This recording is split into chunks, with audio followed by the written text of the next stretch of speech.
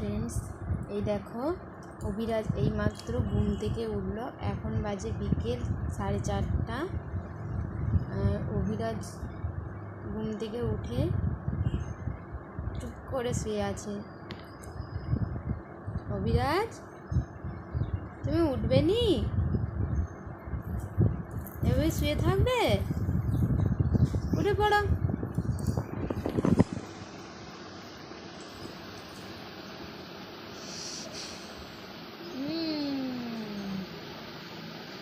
Good bye.